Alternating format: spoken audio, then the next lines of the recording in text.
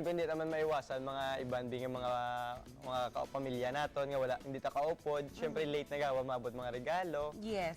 Kag diragi kita blessed per me on December. So I think by sharing our own nga mga little stuff, makapalipay man sa iba nga tao. Yes, kag syempre ang syudad pagita ang Iloilo City ni pamasko man sa 25,000 ka mga Ilonggo. Wow. So super blessed pagid na mga 25,000 Yes. na. Oh. Nga I'm sure kinanlano gid nila ang Pasko ngayon. Hopefully by next year may ara naman. Kag Hopefully. makoy ari pagida, it doesn't stop there. May ara pagid.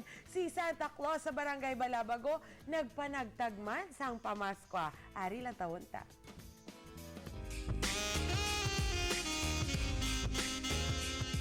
Pasko para gid man sa mga bata. Pasko nga Pasko gid diri sa Wayang sa Barangay Balabago. Ginatos ka kabataan ang nagtipon diri. Ang iban upod ang ilag ni kanan, agud makigbayin sa Christmas party kagin patigayon sang ilag ginatawag Santa Claus. Si Bro James. Ever since mula sa high school ko, nasugudan na namon. So ang amon blessing sa akon family, kag especially sa akon, ginapadayon namon para mag-ugyo man amon barangay bala.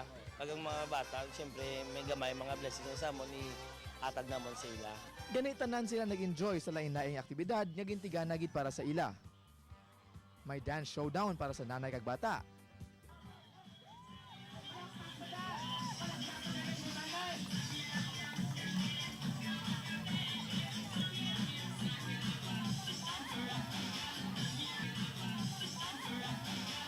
May lain-laing nga games.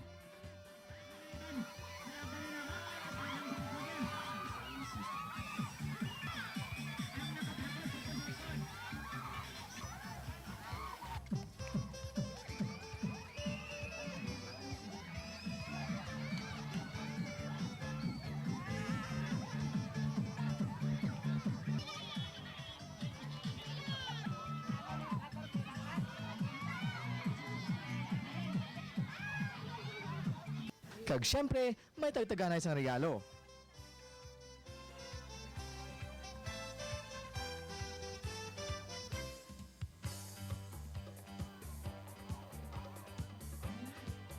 Gani ang mga kabataan, nalipay gid sang todo.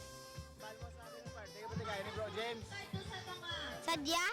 Nag-enjoy ka man? Oo. Nalipay man pati ang mga ginikanan. Pasalamat din kami niya kay James. Sa natungtuhan ko kabataan ko gagmay pa na iya. Nakagraduate na sila.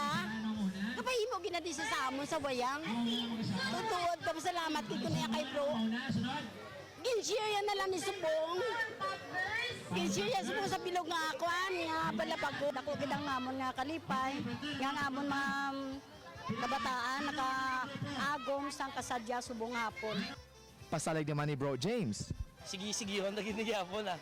Tapos kung maka-extra pa kami nga blessing, iduga nga pag ginama mo mga gift, prizes. Gani mas nangin merry ang Christmas sa mga bata sa Wayang.